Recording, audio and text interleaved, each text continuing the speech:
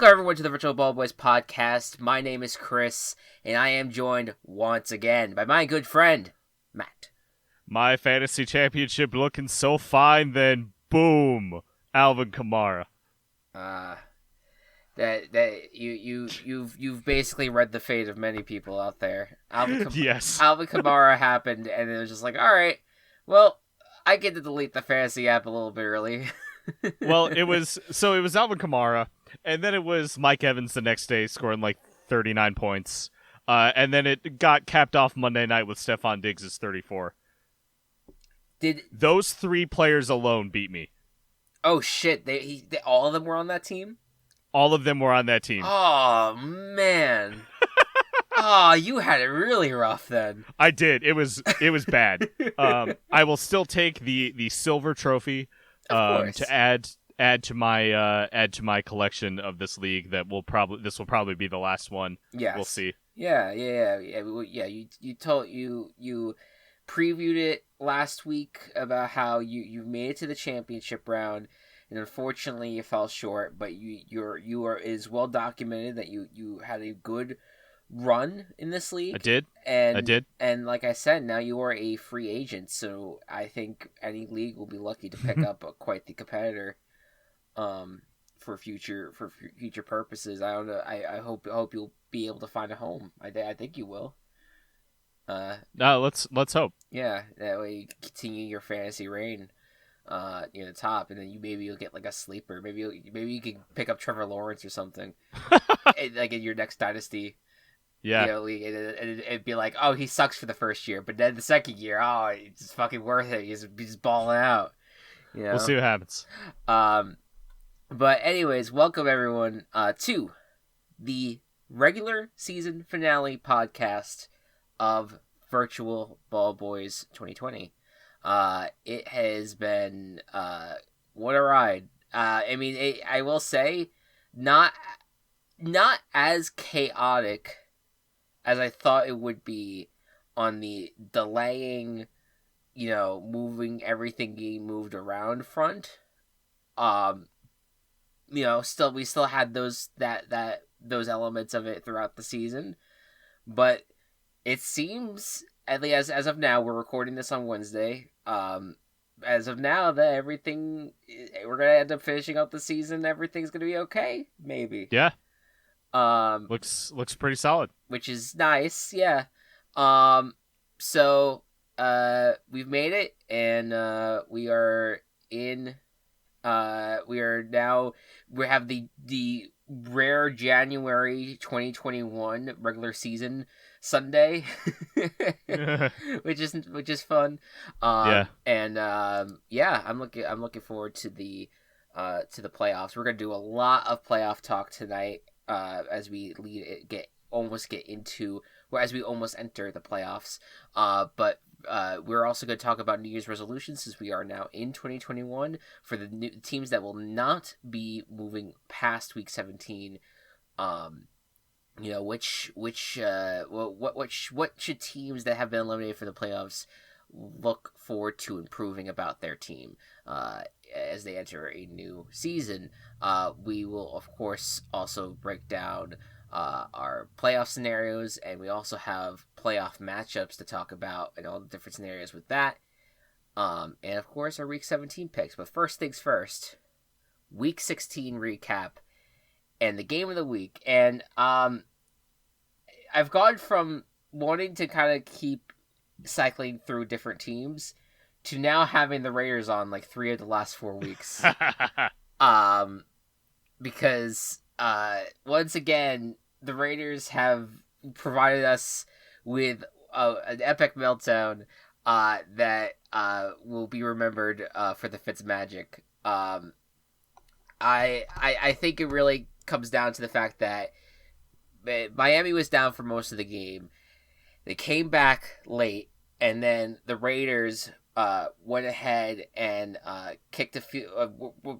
Actually started out with Josh Jacobs trying to run and not get a touchdown. He slid down, didn't score the touchdown, and then they kicked the field goal. And with 19 seconds on the clock, the Dolphins got the ball back.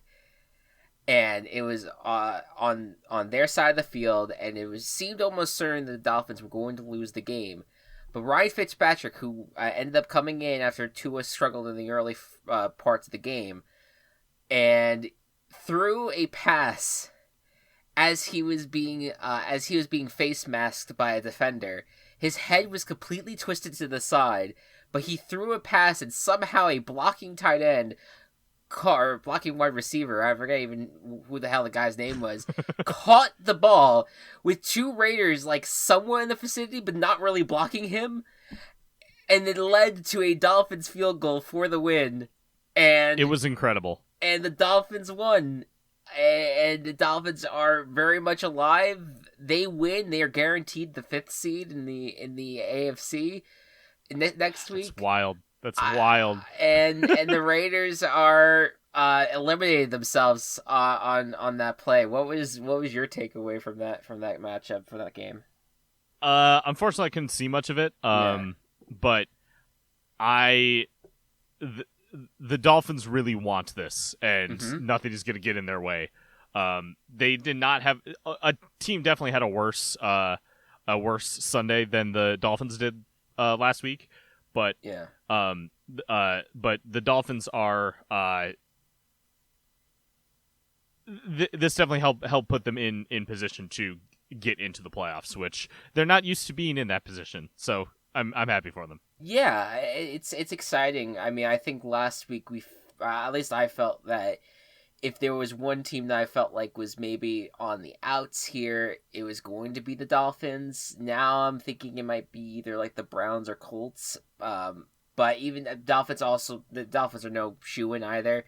But yeah, it's exciting for them, and for the Raiders, like, this is an even more epic collapse than last year. This was just a surreal showing of just terrible, their defense has not been good, and it showed big time, and then you couple that with just the I think there's some blame on John Gruden. I don't think that John Gruden is like necessarily to blame for what happened, but there is just this drop off was just insane. Like, you look at the last from they won against the Broncos in mid-November. They won only one game in like a 6-game stretch, and that one game was the miracle game against the Jets. They could have ended this year with a 6-game losing streak. Like, that's what's so insane right now about what happened with the Raiders. Like, we were looking at some of these other teams right now, and we're like, oh, well, then this team's dropping the ball last second. No one has dropped the ball harder than the Raiders, who looked poised to potentially even overtake the Chiefs in the AFC West if they won that game in Las Vegas on Sunday night. They did it. But then we were like, okay, well, this is still like a formidable wildcard team. We were saying all the week, oh, they played so well. We respect them. We give them a little lollipop for what they did. They're excellent, and they're gonna be a powerhouse going down the stretch. They're eliminated after week 16 because they didn't win a fucking game after that, and they barely won against the Jets. This is wild. It's crazy. So that's your game of the week. You couldn't go wrong with a Ryan Fitzpatrick, and what a fucking legend Ryan Fitzpatrick is. I love that. He's amazing. Next up, the blow of the week. We stay on Saturday here. I mean, there's not much to say here. Buccaneers just took the fucking town, went to town on the Lions. A Lions team that didn't have their coaching staff. No. Because of the COVID protocols, the Lions coaches, a lot of them, including the interim head coach, Darren Bevel, like, all of them were fucking home. And so the Bucs ended up putting up 30-something points on the Lions. I believe Tom Brady threw like 4 or 5 touchdowns in the first half. Yeah.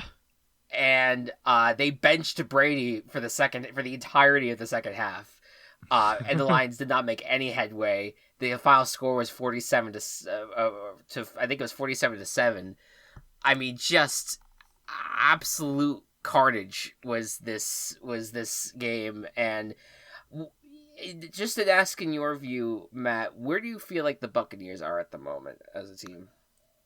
I think that they can still have their moments, still have their good aspects to them. Mm-hmm. But you can't look at this game and say that they're going to do this every time. No, 100% not. No. Because it was the Lions missing most of their coaching staff, Right. And they shrivel up when they see a fleur de lis. Yeah, I mean, this was a great, like, it was one of those games that you've wanted to see from the Buccaneers in a while, but that just didn't, that we haven't seen them do that because the teams that have been actually competitive against them have really been competitive against them and made them look kind of bad. And so, like, I mean, they play the Falcons again, only 2 weeks after they played them the first time, and those kind of games kind of can be freaky. It doesn't really matter too much for them. I mean, at this point, they're just flipping between a 5 seed and a 6 seed. But that does matter. I mean, you do want to win this week if you want to face an NFC East team. Like you want to have that opportunity. So does this like boost my confidence about this team? No, but I think that the Buccaneers might have the talent there to turn it on in January? Sure, but we just need to see it first, in order to get to that point. Yeah, and then we have the chaos of the week, and there's quite a few chaotic moments this week to choose from, but I had to go with the one where the New York Jets decided, hey, you know what would be great to cap off a seemingly winless season? A 3-game winning streak. And they're 2 games into that one right now, as they went up against the Browns, who are looking to stay alive in the playoff race, and could have clinched a win if they clinched a berth if they actually got if they actually got this win, and they didn't do it. Didn't happen. And the Browns, obviously, the issues with the Browns had this week with 3 of their wide receivers, their starting wide receivers, going on the COVID list. Had been dealing with not having some of their offensive linemen there, but they've had to overcome the offensive lineman issue the past few weeks. Not against the Jets, who are frisky as fuck now. Which, again, was not expecting to say that for the 2020 Jets, but here we are. They are frisky at the end of this year. Your reaction to this game? I mean, if it wasn't for the Browns not having their top wide receivers, I would be a lot harder on the Browns. Sure. But you still have, like, the best running pair. I don't know. No, you're right. You're 100% right. Like, yeah. Like where I think that there is some like questions to be said, like, why did the running game show up for this game? What's wrong with your defense? I mean, the secondary hasn't been necessarily lights out for the Browns, but that's there is some legit things to say, like, okay, what happened here? I mean, you like, and I think Stefanski said so much after the game, like, you can't use the fact that we didn't have our wideouts as a crutch here. We played poorly, and we have to play for our playoff lives against the Steelers next week. And it sounds like Mason Rudolph's gonna be starting for the Steelers, but I don't know about other starters. I mean, there might be other starters out there for that game, and that's gonna be a tough matchup because we saw what happened with the Browns earlier in the this year. So I don't know. They seem like they could be getting like Jendrick Wills and their wide receivers back this week, so that's going to be a boost for them. And when Baker Mayfield's not under pressure, then that boosts how he plays. So there's a chance. Yeah. There's a chance. There is, and Big Ben will probably be resting too. Right. Yeah, like I said, Mason Rudolph is probably going to start, but yeah. So there is hope yet for the Browns, but it's just that you could have had a very calm week 17. And now think the stress levels are a little high, and knowing this history of the Browns, it would be very Brownsy if they go 10-6 and still miss the fucking playoffs. Because that's what they're staring at right now. Yeah. That sucks. That's yeah. It sucks so bad for them. It's wild. Yeah. And there's some interesting. Some other interesting games. The Steelers did have their comeback game, bounce back and they were bounced back from a large deficit against the Colts and then came back and won. So they have officially won the AFC North. So that ruins our dreams. Of what we wanted to see happen. That's fine. And the 49ers upset the Cardinals, and now the Bears could get a win and they're in. That's that. Totally. There you go.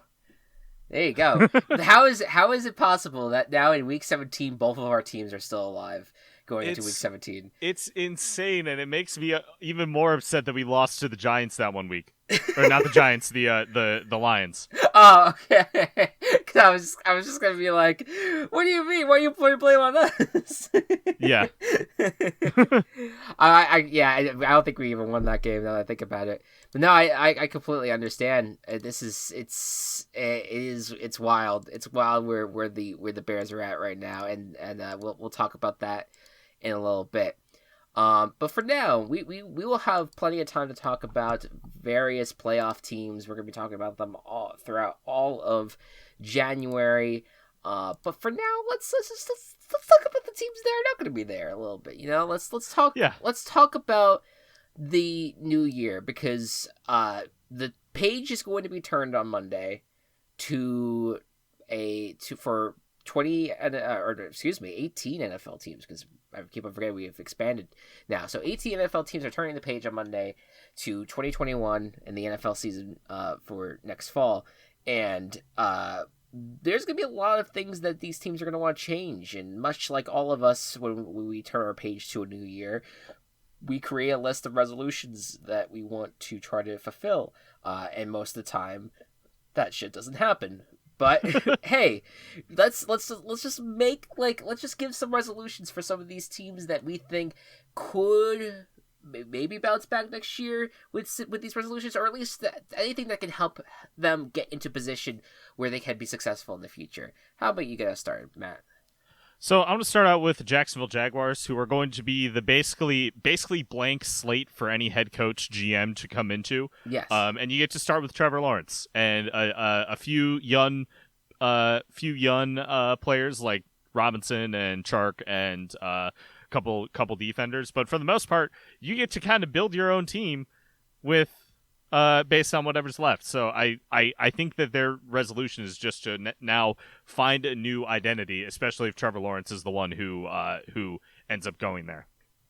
Yeah, I mean, Jacksonville has been like very, very weird with the quarterbacks this year. With having a potentially stable franchise quarterback now, I think your identity is going to begin to be like you're going to rely more on the pass, and so investing in the wide receivers that you already have there, in Chark and Chanel and whoever else is there, like, pay them if you want, or at least pay Chark potentially, and then just keep on investing in like an offensive line and other things that can help protect Trevor Lawrence going forward, for sure. 100%. The team that relinquished the first overall pick, the New York Jets. I think that for the Jets, this was some Jets people probably in the building think that what's happening is very positive. The Jets fans themselves think otherwise. Like, holy fuck, he ruined everything. I think if I'm the Jets, my resolution is to invest wisely in these draft picks that you have, because you got the first round pick for Jamal Adams. That was a big one. And so now you have 2 first round picks that you have to work with here, and you have the second overall, and then you're going to have probably like a low first round pick to deal with. I think no, I think overall the resolution is going to be just think wisely about what to do at quarterback, because yes, you could look at there's quite a few very good quarterbacks coming out of college outside of Trevor Lawrence. You have Justin Fields, you have Zach Wilson from BYU. You have a few that you can you can choose from and think, okay, maybe this will work with a new system, and whoever we hire as head coach, like we'll see like what they're maybe interested in. But I don't know, like Darnold is still young, and I think you have to really think: can Darnold be salvageable under a head coach that's actually competent?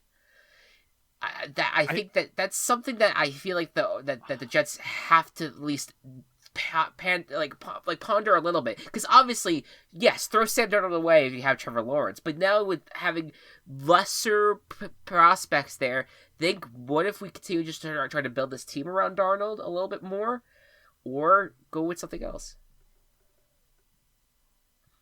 I think that Darnold still has some potential. You see some bit of it. And there's always the when a player leaves Adam Gase, they become better. Yes, yeah. Yeah, but that's the thing. That's part of it. So I think that if the Jets stick with Darnold, it won't be a bad call. Yeah. I think it's a tough call. Like, don't get me wrong. Totally. I think it's a very tough call, but I don't know if there's a wrong answer either. But I do I do think that investing that time really thinking about it is going to be important, because if you go a wrong way, you're going to be absolutely you're going to be crucified by this fucking Jets or fan base. Absolutely. So, who else do you have? I want to talk about the Carolina Panthers. I've been very happy with what they've been kind of building. They didn't have Christian McCaffrey this year, which was an issue. Teddy was good to start the season, not too great finishing the season, so I don't think unfortunately that he'll be the future for them. So they may need to invest in a quarterback, figure that out. But the lot of really good young playmakers on defense, so just making sure that they have everything set for themselves, I think will be really good for them going forward. Just to get that momentum and make them a contender, which they definitely have the ability to. Yeah, 100%. And I think that there are some people who feel like Carolina might be in the quarterback market, and they may be. But I do think that running it back with Bridgewater isn't the worst thing in the world. For next year, like the young defensive players that they have, they're starting to look really good. Yeah, this team's gonna be interesting next year. I'm looking forward to it. I'm not here thinking like they're gonna be world beaters or anything, but I think that they have the talent there. And if McCaffrey comes back and everything, like I think that they have a bright future ahead, and we'll see when the new GM comes in for them, what they do for the draft and for free agency, what they do to add to the team as well. Yeah.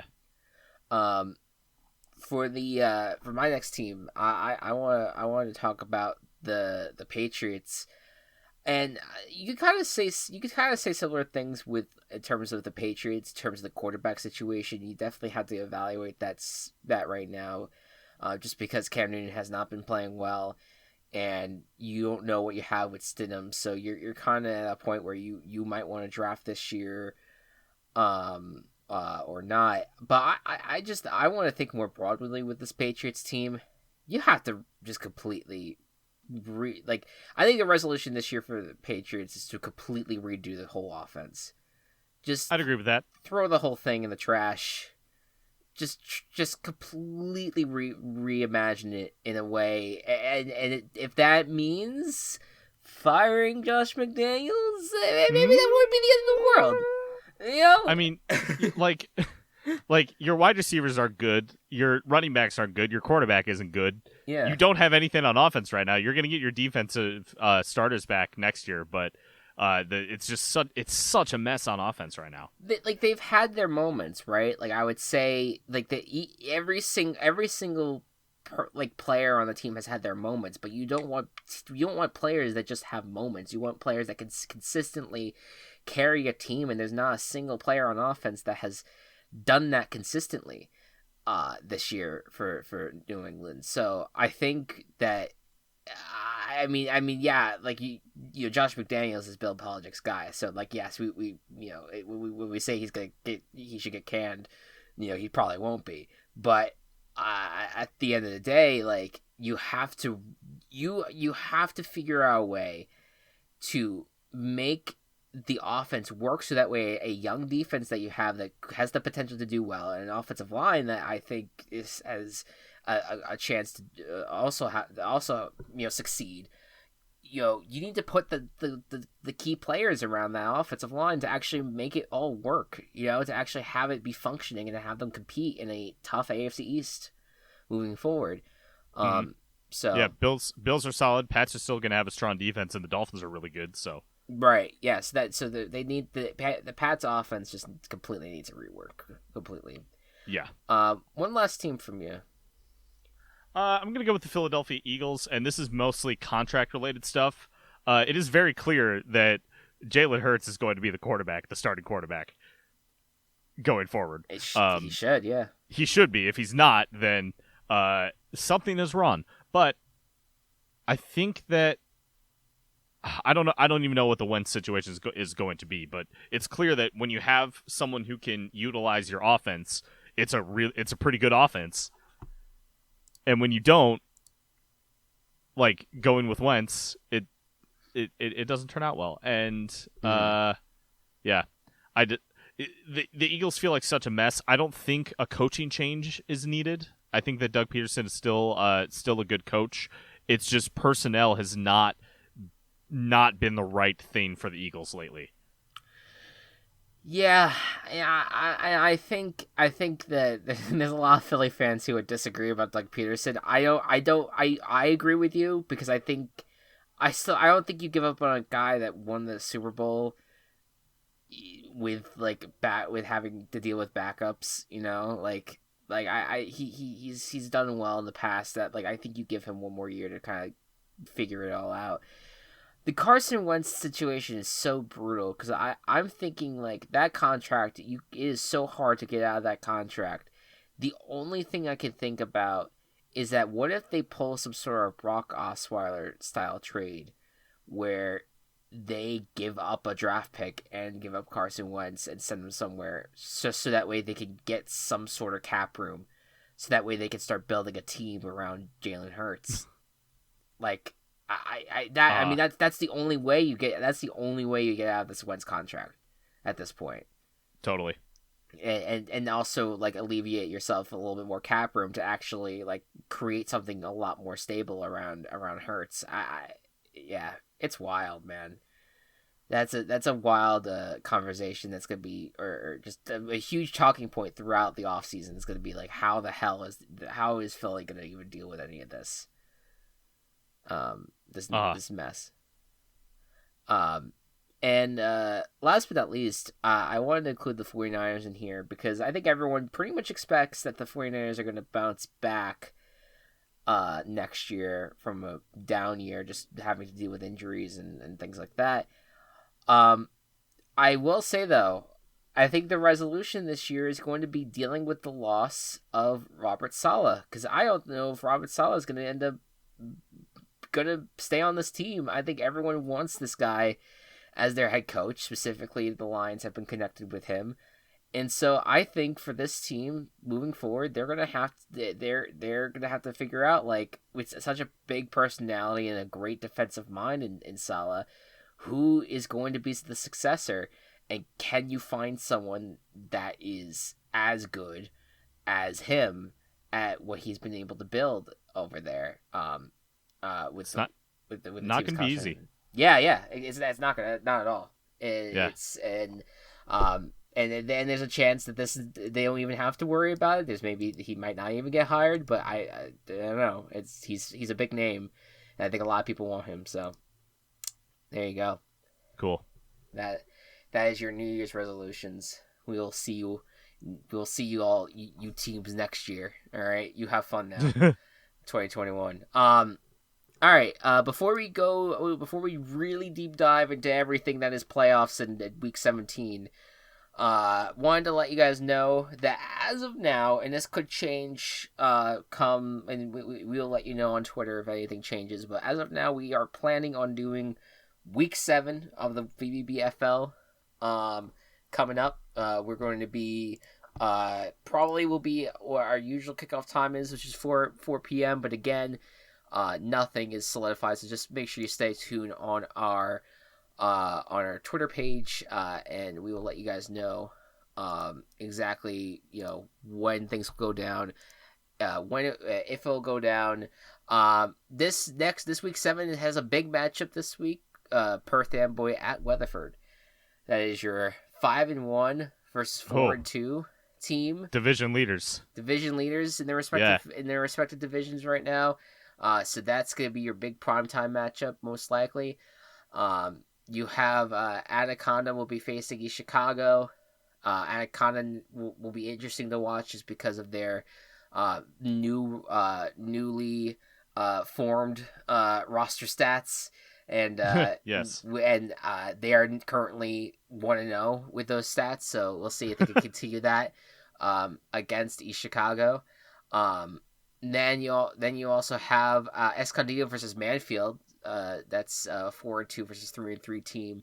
And then we have Phoenix City versus Brainerd. So all of these are interdivision. I keep on flexing between division and conference. it's fine. It's you all know what we're talking about. Yeah. Yeah. The Phoenix City and Brainerd is probably the most not as interesting matchup just because they're two teams with losing records at the moment. But it could be a fun game. You never know. And all the teams are making the playoffs, so we'll see what happens there. Right. Yeah, this is a matchup between two potential 4 seeds, or 3 or 4 seeds. So we'll see. So yeah, a lot of interesting games, especially the Perth Amboy Weatherford matchup. So we'll just stay tuned on our Twitter page, and we will let you know what's going on. All right. Next up, we are going to go over a lot of playoff stuff here because I've been working tirelessly at figuring out every single scenario of what the wild card round is going to look like. And I will get through that in a second, but first things first, I think we focused on the playoff scenarios on face value here. The Super Tackle Bros scenarios, of course, as we label them. We have a whole lot of teams looking to try to get in here. I think there's 3 spots left to clinch in the NFC, 4 spots left to clinch in the AFC. Could be wrong about that, but I'm pretty sure that's the lowdown at the moment. And so what you can start us off here, Matt. Where's some AFC playoff scenarios right now? Yeah, so AFC playoff scenarios. Are we doing Super Tackle Bros or just... This is Super Tackle Bros. So okay. so we start out with Poe of the Ravens. Poe of the Ravens. So aren't there 3 of them? Edgar, Allen, and Poe?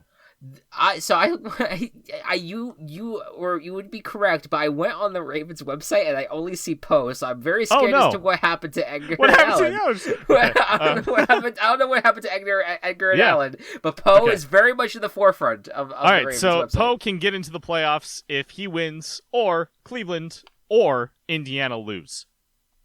Indianapolis. Yes. So okay. it's a winning in against a Bengals team with a backup quarterback, so really good odds for the Ravens here. 100%, absolutely. Next we have the Cleveland Browns mascot. Yes, Chomps once again up for a playoff bid here. Yeah, had the chance last week, couldn't get in. If they win, they're in. If Indy loses, they're in. Yeah. Or if Tennessee loses and both Miami and Baltimore win. Oh, I didn't even. Then they can get in. Didn't even see that scenario. Yeah. That would probably be Tennessee being eliminated or something. Yeah, Tennessee eliminated from the That's wild that Tennessee could Yeah, still be eliminated this fucking week. Holy crap. it is. That's It is. wild. Okay, so it's not impossible, and the Steelers again might be playing backup, so Cleveland has a shot here. But it's the fact that it has gotten to this point is just scary for the Browns. All right, the Colts team now. This is blue, and the Colts are gonna need some help to get to the playoffs here. So in order for blue to get in, blue has to win. Actually, to win the division. Let's start with this. Indianapolis has to win in order for anything to happen. Yes. If they lose, they're out. Yep. But if they win and Tennessee loses, they clinch the AFC South. But they can still get in the playoffs if they win, and then either Baltimore, Cleveland, or Miami lose. One of those three has to lose because they all hold the tiebreaker over Indy. Correct. Yeah, that's what's that loss against the Steelers. They had it in their grasp. They had that victory in their grasp. The losing that has really put them in a rough spot. Because they have Jacksonville this week, so that should be check mark that for a win. But the rest of these, it might be tough. It might be tough for them to get in. All right, next up, the Miami Dolphins. TD is their Dolphin mascot. Nice. TD can get into the playoffs if they win, or Baltimore, Cleveland, or Indianapolis lose. One of those three teams lose, Miami just gets in, and that's the case for a lot of these teams. Yeah, Miami has the strongest tiebreaker, I think, of all the AFC wildcard teams right now, as it stands, at least. Yep. All right, and then Titans, we've seen quite a bit in these scenarios. Still has not clinched. What will T-Rack need to do for to get in? So they can get in if they win or Indy loses, which either one is going to happen. Yeah. Or if they both tie, I guess that's true. Yeah, that's for the division title, and then but they can also get into the playoffs if either Baltimore or Miami lose. Right. Okay. Yeah. Yeah. I mean, I think I feel like Titans are the clinch is the closest to being a shoo-in, right? You would imagine. I think so, because they're facing Houston. Miami's facing Buffalo. Right. Buffalo might be resting starters. True. I don't know though. We haven't actually heard much from Buffalo this week. We just know the Steelers will be resting starters, but Buffalo may want the 2 seed. Yeah, they may just want to have it. Yeah, just to solidify that. I don't know. Yeah. That would be tough for Miami. Yep. All right, so that's your AFC side. Let's go to the NFC. We'll start with the Arizona Cardinals. The Cardinals mascot, Big Red. All right, so Big Red can get into the playoffs if they win. That's it. That's all they need to do. They need to win. Yeah, that's all. That's all that needs to happen. Because then a win means a Rams loss. Yep. And they don't have to worry about. I think they have the tiebreaker over Chicago, I guess. Yes. And then for Chicago, can you tell me who the Chicago mascot is? It is Staley the Bear. Yes, indeedy. Because they used to be the Decatur Staleys. And I don't know if you've been to Decatur, Illinois, and I know that you haven't. There is nothing there. I can't believe there was a football team there. Yeah. So that's why they moved it to Chicago. Yeah. So Chicago can clinch a playoff berth if they win or Arizona loses. Okay, so let me rephrase what I said earlier. Chicago has the tiebreaker over Arizona, but if Arizona wins, they'll have the tiebreaker over the Rams. Correct. Yeah. So that's how that whole weird scenario works. Yep. But yeah, okay, so then so the Chicago one's interesting because it is. Because you kind of wanted to root for the Rams last week. And I was. And did not work out for you because with Seahawks winning, that means that the Seahawks can play for the 1 seed still. The Saints are still eligible for the 1 seed, and Green Bay has to play for the 1 seed here, and that's having starters in. It's going to be tough for Chicago. But if there's blowouts and Green Bay feels like either they're out of the like out of any dodge, like they feel like they have locked up the number 1 seed. Maybe they pull starters and Chicago goes on to win the game that way. I don't know, but we'll see. It's a tough hurdle to have to deal with. Of course, they put all those in the late slot. Yeah, that's the thing, because they want to make sure they want to put the pressure on people to have some make sure interesting it's games. competitive. I get it. Yeah, 100%. All right. The dreaded NFC East. We've entered this territory here. The Dallas Cowboys. Rowdy. How's Rowdy going to get into the Rowdy has to win and hope that the Washington football team that night loses. Yes. Sunday Night Football this week is going to be Washington at Philly. Joy. Yep. Great. Hey. Great way to end the season. Yeah. Green Bay Packers. The cheese monster's in, but they can clinch the first round bye this week. Yep. If they win or Seattle loses, they will get the first round bye. There you go. And then the Rams, Rampage. Once again, this is like the third straight week they've had a playoff scenario, and things are looking fucking bleak for the Rams. What do you see them doing? I mean, the first one looks kind of bleak with the Rams win, but the second one, the Chicago loss, could also happen. Could very also well kind happen. of likely. Yes. Yeah. We could see what happens there. It's the Rams. The Rams are dealing with Jared Goff with having a thumb injury and Cooper Kupp going on the COVID list, so things are not looking good for them to win against Arizona. But yeah, that having Chicago play a Green Bay team that wants to still play is a big deal. All right, the Saints have already clinched, but what more needs to happen for them to make a first round bye push? In order for the Saints to get a first round bye, they need to win. Green Bay needs to lose, and strangely enough, Seattle also needs to win. Yes. So how this works is that Green Bay losing. Green Bay losing would take the Green Bay out of like the tiebreaker scenario, and I think that the Saints have the tiebreaker with Seattle, so that way Seattle and or something happens where like if all three of them have the same record, the Saints win the tiebreaker. It's a weird thing, but yeah. Okay. That's not the question. Someone else gets paid to do that math. Yeah, y'all can do that. I do that shit for free. All right. The New York Giants. All right. Everyone knows who the New York Giants mascot is. Okay, everyone knows who it is. Let's just say it on 3. Ready? 1, 2, 3. Dave Gettleman. What did you say? Dave Gettleman. I said Big Blue. I didn't know. Okay. But is Dave Gettleman our stand-in? Yeah, that's what I'm going to do. Okay. It's just like, because he's a character. I figured he's representative of this team at this point. Dave. So Dave can get into the playoffs in the same way that that Rowdy can if they win and Washington loses. Yeah, fun. I like how they ordered it with Dallas, New York going first, and then Washington will play later. I like it. I'm excited about that. All right, and then Seattle's already in, but what do they have to do for the first round bye? If they win and Green Bay and New Orleans both lose, they get the first round bye. Yep, don't have to worry. They have the tiebreaker over the Green Bay Packers, and then the Saints. They don't have to worry about being in the mix. And then Washington football team. We decided last time that the Wizards mascot G Wiz would be the representation of the Washington football team. What do they have the easiest path to the NFC East title? Yeah, they just got to win. Yep.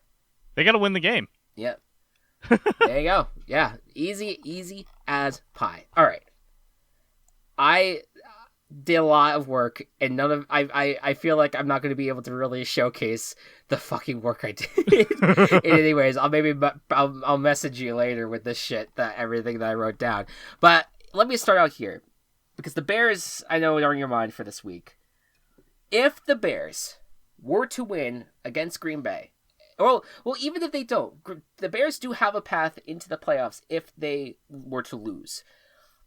Who would you want to face in the first round? Who do you think the Bears have the best shot against in the wild card round? God, no one. Well, the NFC East, of course, but that would require us getting a 5th seed. That's not possible. Yes, that's what I figured. Yeah. Unfortunately. So I between the Seahawks, Packers, and Saints, Pick your poison. I think the Seahawks. Okay. All right. So here's how it can happen. Okay. Here's your ideal scenario here. Okay. The Bears at Seahawks can happen if for the in two different ways. It can happen as a 6-3 matchup where for this if it's 6-3, Chicago would need to win, the Saints would have to win, Arizona would have to win, and then San Francisco would have to win. So with San Francisco being there and the Chicago win might be tough, but it's not necessarily out of the realm of possibility for 6-3. But for a 7-2 matchup, if Chicago wins, New Orleans wins, the Rams win, and Seattle wins, then Bears at Seahawks could also happen. Gotcha. So that's that showcase right there.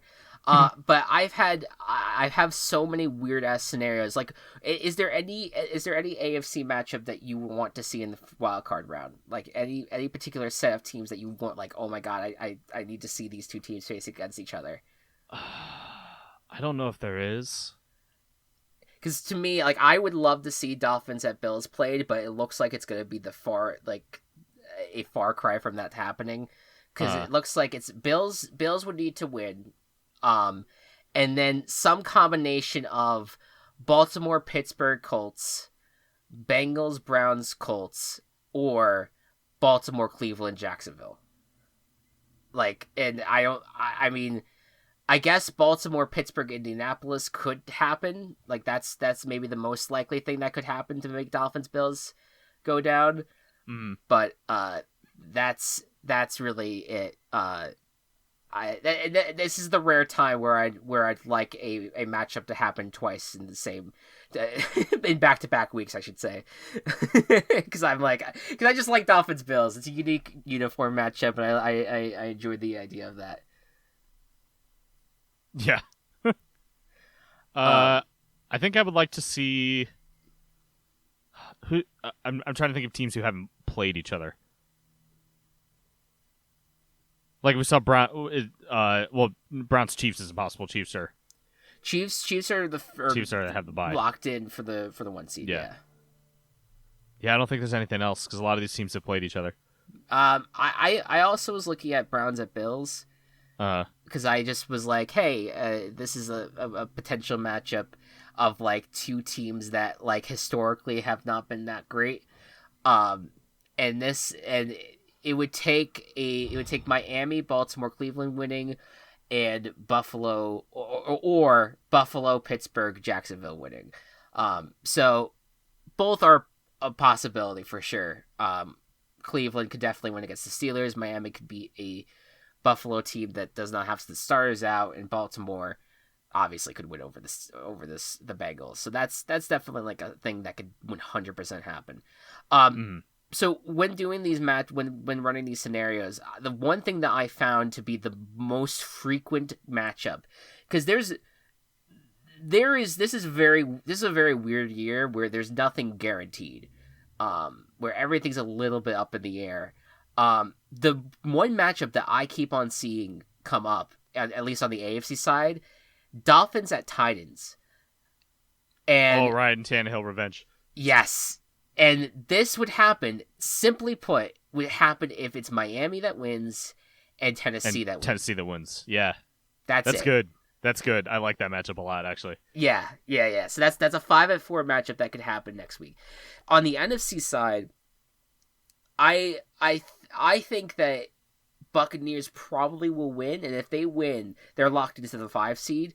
So I think that the most likely scenario for the NFC for the NFC is that it's Buccaneers at Washington Football Team. And then if that'd be a weird matchup. It would be a very strange matchup. It would be it would be Alex Smith potentially starting there.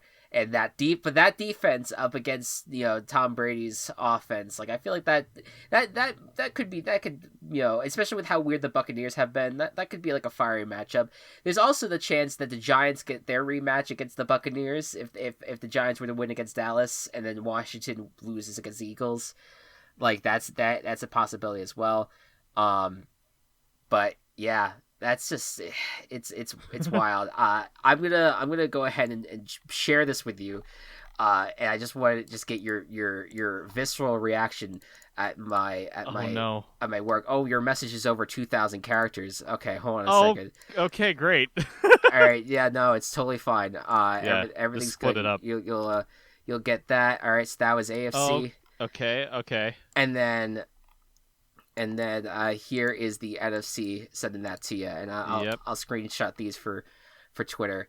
And so yeah, so I also have these organized via like what the possible seeds are. So Bills Steelers are going to compete for the 2 and 3 seed. The AFC South will own the 4 seed, just like how the NFC East will own the 4 seed in the Yeah. NFC.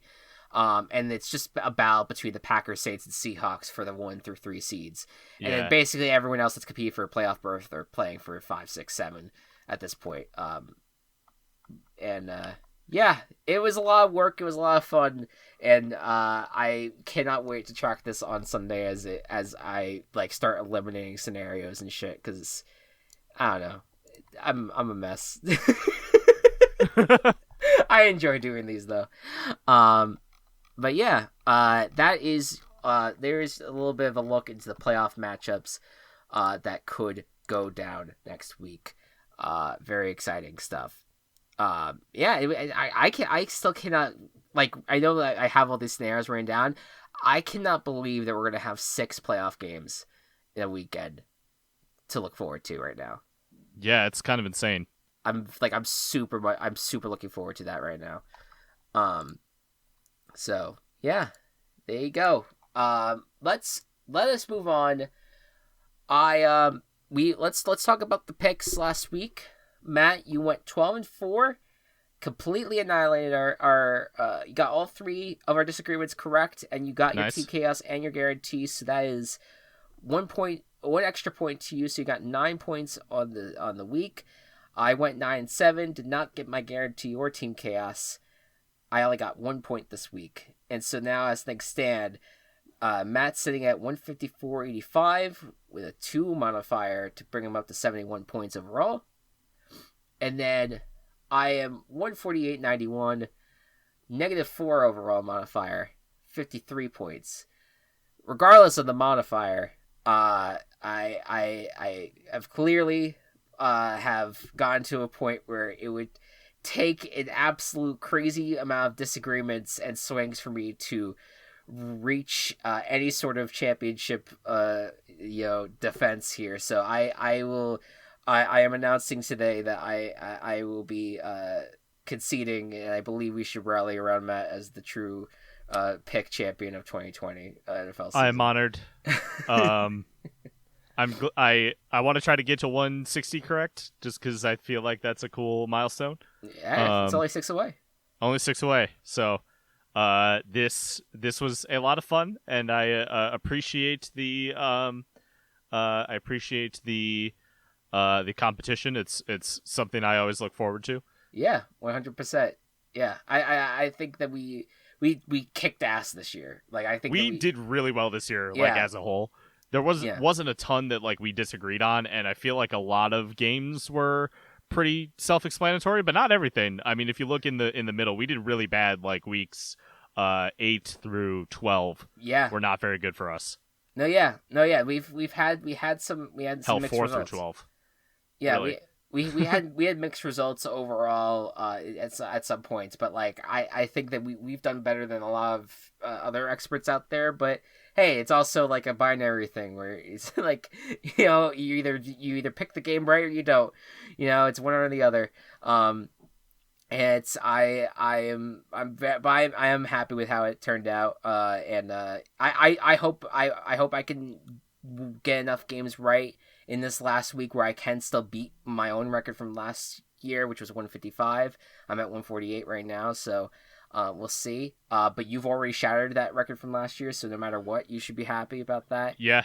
I had 150 correct last year, so. Yeah, Yeah. and at 154 correct in week 16, which is insane. Yeah, yeah, you completely rebound well, I shouldn't even say rebound because 150 is still great, but like Yeah. you the fact that you took that and you already surpassed it, like it's insane. But yeah, really good job. So I said prior to the podcast today, I was just kind of like, now I'm just gonna go balls to the wall in the last picks. Yeah. You are a fierce competitor. I got nothing to lose at this point. Got nothing. Yeah. I'm here. I'm just here for the ride. Why don't you start us off here with the first matchup for week 17? Yeah, let's go with the Atlanta Falcons at the Tampa Bay Buccaneers. Tampa Bay trying to just cement their playoff spot. They're already in, but they're trying to get the 5 seed now. Yeah. What do you think's gonna happen? I think that I'm pretty confident that the Buccaneers are going to get the victory, even though it's the weird 2-week rule. So I'm not gonna guarantee anything here, but I think that the Buccaneers should get the job done. All things considered. Yeah, the Buccaneers are still a good offense. Falcons really don't have much going for them. I would actually be surprised if Julio played. Right. Yeah, that would be a key loss as well if he's not there. Yeah. Yeah. Yep. All right. Next up, the Miami Dolphins at Buffalo Bills. Bills are going to be a 2 or 3 seed. They may have players start in order to solidify a 2 seed because they have the tiebreaker over the Steelers, but they may not, and they may decide just to rest up for the week. And then the Dolphins are looking to stay alive in the playoffs. If they win, they're in, or they can just hope that another team in around them loses. What do you think is going to happen here? We haven't heard much about the Bills resting anyone, so I think that the Bills are still going to play hard, but Miami may get some help from other places. So I'm gonna stick with the Bills for this pick. Okay. I will defer here. I'm going to go. I'm expecting a lot of these today. Yeah. I'm gonna go Dolphins. I think that there has to be, especially with Cole Beasley being injured this past week. I feel like there might be some incentive to, at the very least, if they don't sit starters throughout a whole game, they may sit the starters maybe half the game, and then maybe have. I think at that point, Miami has a good enough team where I think that they could beat a Bills team with backups. Yep. So I'm gonna go with Dolphins here. All right, good stuff. Next up, the Baltimore Ravens are going to take on the Cincinnati Bengals. Baltimore, another situation of win and in for the playoffs, and they're facing a Bengals team who's been a little frisky, but can they take down the Ravens who want to get into the playoffs? Yeah, Bengals are weirdly on a 2-game winning streak at the moment. But I'm not gonna read too much into that, considering that it was they got the Steelers at the right time, and they also beat a Texas team that does not have a defense. Ravens are on a hot streak themselves, and I don't think that's gonna stop. So I'm going Ravens. Let's go Ravens. All right. Next up, the Pittsburgh Steelers at Cleveland Browns. The Browns, coming off of that really disappointing loss to the Jets, need to win to get in, because if they don't and the Colts win, I think it's over for them. And the Colts have the Jaguars, reminding everyone. Yep. But the Browns will get to face a Steelers team that will be starting Mason Rudolph and maybe sitting other key starters that could stand in their way. It is the Steelers, but do we think that the Browns can overcome what they had to deal with last week and win? What's the status of their wide receiver? Their wide receivers should be taken off the COVID list this week. Okay. In that case, I'm going to go with the Browns. I don't think Mason Rudolph can win this team, and this team doesn't have a ton to play for. So I think that it's pretty solid that it's pretty solid that the Browns are going to play a lot harder and win this game. So I'm going with Cleveland. Yeah, I mean, and this is we are recording this on Wednesday, so this is a 2-day gap between us. When things would go live, and Our new certain things might not be completely accurate, but as far as I know, they are going to get their wide receivers back. They should get Jedrick Wills back as well, who's their big time offensive lineman that they got in the draft. And I think those two elements are going to what gives the Browns the edge here. I'm going with the Browns. This is mostly out of want. I just want this team to make the playoffs. I'm sick of this Browns franchise struggle. Like I feel sick for the Browns fans that are fucking struggling through this shit. I want them to have some sort of January hope. Give them the fucking victory, please. Yeah. Next up we have Dallas at New York. Whoever wins this game will be in contention for the division based on what happens Sunday night, and whoever wins this game is also going to turn themselves into Eagles fans. And the weirdest thing is, I feel like the Giants and Cowboys hate the Eagles more than they hate the Washington football team. So it's going to be a very weird spot. Look, man, I one thing I've learned about this year is be appreciative of things and enjoy things when you can.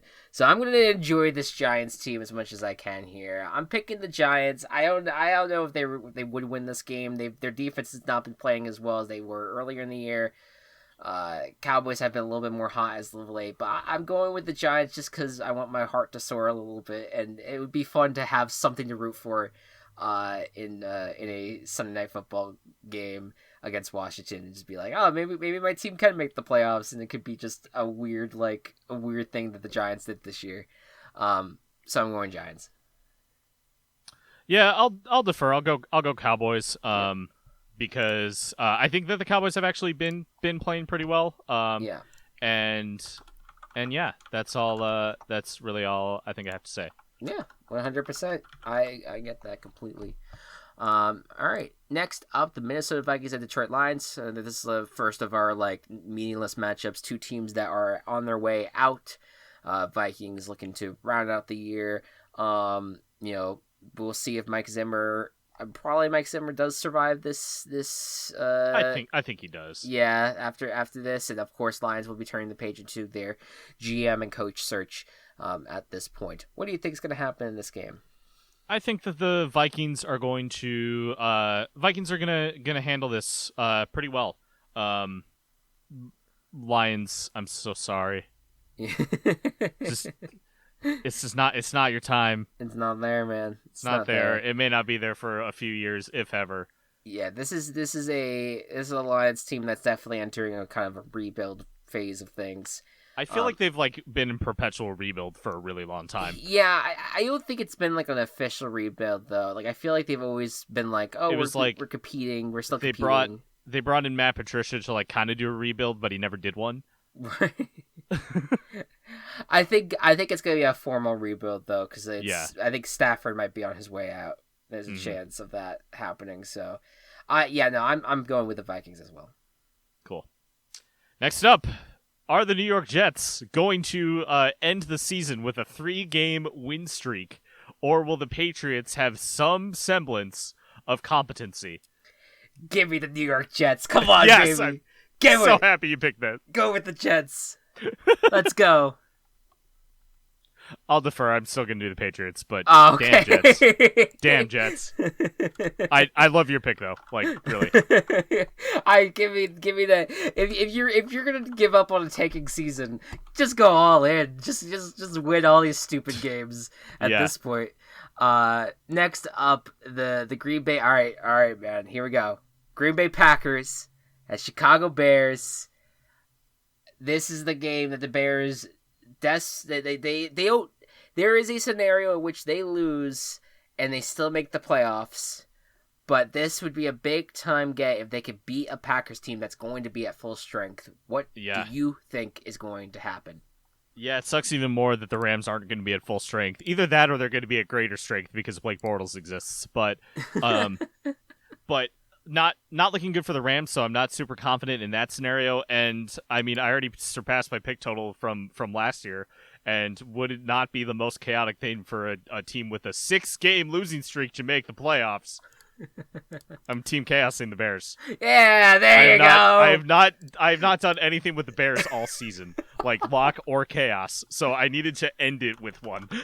Yes, I was so happy that you chose that because I'm like, I'm riding with the Giants just to see if there's any semblance. Like you got to ride with the Bears to have a much better shot than the Giants. I think. I don't know what to do, and like I said earlier, I'm even more pissed that Mitch fumbled the Lions game away. Yeah. My goodness gracious. Okay, hold on. I'm just writing down all the picks here. I'm gonna go Packers. Sorry, that's a smart choice. I just because I think they're gonna want to play hard. I am rooting for the Bears though, because I honestly I've said this about the Cardinals. I was thinking this after the Cardinals game on Saturday. I was like, do people really think that based off of the last few weeks, are we thinking that the Bears don't look? I feel like the Bears look better than the Cardinals right now. My personal opinion. Just because the Cardinals they've dropped the ball so many times. They have, and I totally agree with you. And it's really just the Rams matchup. I would feel a lot more confident if the Rams were at full strength. Yeah, I would. But they've got a couple serious injuries out. So yeah, no, it's just the circumstances that it is, and what might happen. It could be Cardinals Bears. It could be Cardinals Bears in the playoffs, and the Rams are on their way out. Oh yeah, that too, but that part requires the Bears winning. Yes, I know I've been saying it's a tough hill to climb. Let me give the Bears a little bit more credit. I think that they have something there that they could trip up the Packers here. They have a really solid rushing game. Their defense is still good. Not that Derrick Henry could do anything against it, but.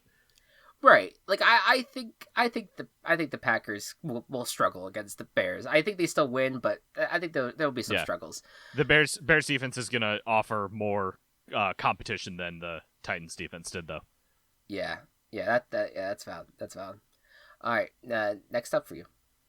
The Las Vegas Raiders take on the Denver Broncos. Both these teams are out. Can Las Vegas end the season at 500, or are they going to embarrass themselves again?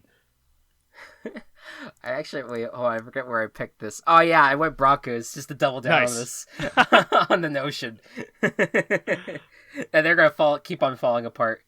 Nice. I like that. I'm still gonna go Raiders. Okay, cool. That we are. By the way, we are already at 5 disagreements, so there's a chance. Oh, I know. That's fine. There's a chance we're entering that territory of. Oh wait, maybe I do still have a shot. maybe this is not over yet. Anyways, the Tennessee Titans at Houston Texans. Titans are looking to finally solidify their AFC South title here, and if they lose, they are at risk of being kicked out of the playoffs, which is absolutely insane. What do you think is going to happen here? I don't think they're going to lose. I think they'll win and get the division. I think Titans got this, man. Yeah. They should anyway. This playoffs without Derrick Henry seems wrong. Yeah, no, he's been close to an MVP, if not arguably the MVP. If people want to not count quarterbacks automatically into the MVP conversation, but we'll see.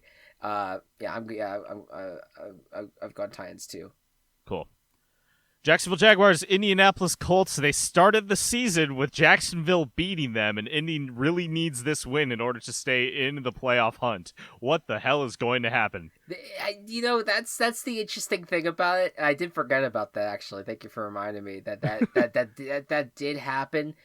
I think the Colts get it. I think the Colts have been a pretty good team lately. I know they lost to the Steelers last week.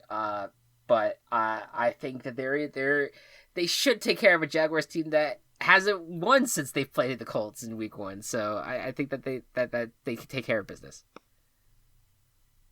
Yeah, I'm picking the Colts as well. That would be a fucking wild thing, though, if Jacksonville it started and ended the season with a win against the same team who almost made the playoffs. Look, almost the entire AFC is rooting for Jacksonville right now, because if Jacksonville wins, then the Colts are automatically out of the playoffs.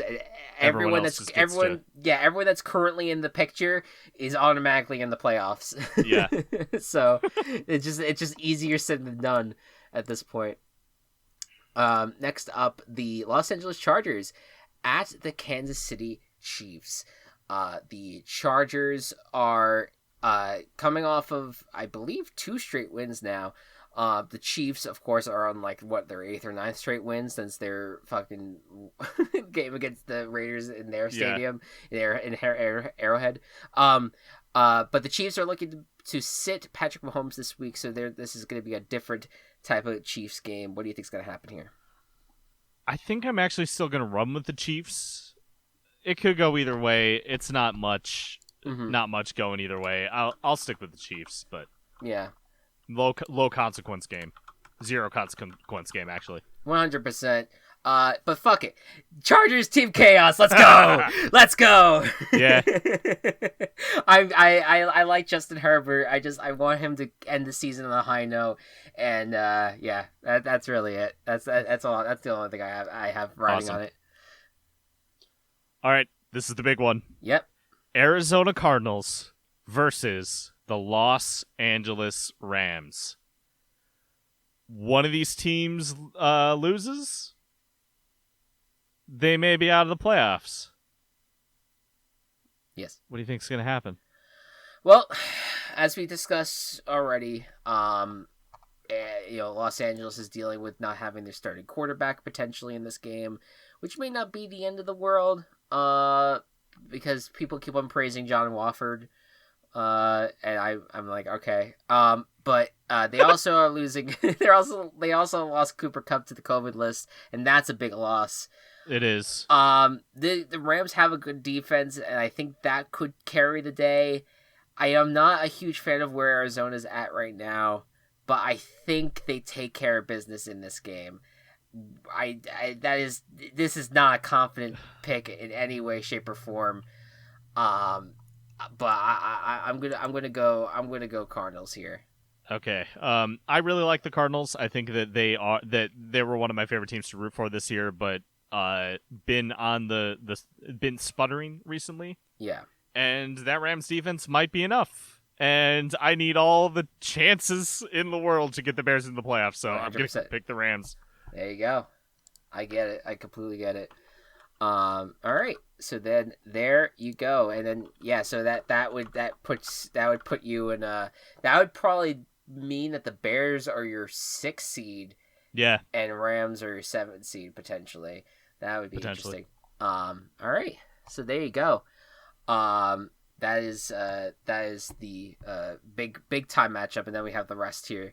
The Saints at the Panthers. Saints, if they win, they could hope for some weird scenarios where Packers lose, Seahawks win, and then they have the number 1 seed. And the Panthers, of course, are going to be playing the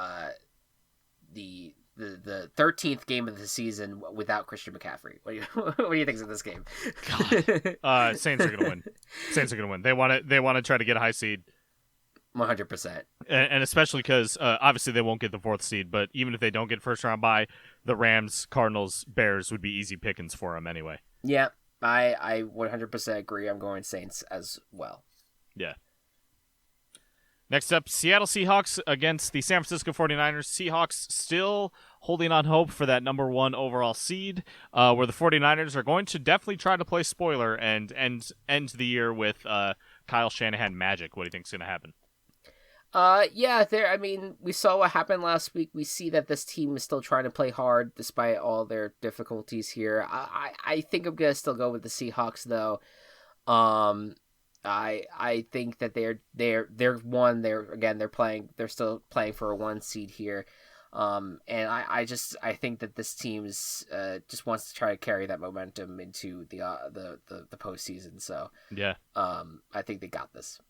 Cool. I'm going with the Seahawks as well. Please have an offense. Didn't think I'd be saying that at the start of this season. Man, have the tides turned. All right, yeah. And last but not least, Sunday Night Football, Washington Football Team at the Philadelphia Eagles. It just didn't work out where we could have had like a little bit more of an interesting Sunday Night Football game, but here we are. Regardless, Washington wins, they're in. If they don't, then it's going to be the winner of the Dallas New York game. What do you think is going to happen here? You know what? I actually think that that Washington's going to pull this out. Get Alex Smith back. Send this wild team to the playoffs, where who knows what's going to happen. They have a good defense. I really hope Alex Smith actually plays. And I'm going to guarantee them. It's so funny. I haven't done my guarantee yet either, and I'm here. I've reached this point, and I also am going to guarantee Washington football team. So I'll go down with the guaranteed champion in the last in the last game here. I agree. I think Washington still. Yes, they lost to the Panthers last week, and it was not great, but having Alex Smith back, I think, will be a big part of that. And I still think this defense is playing so damn well.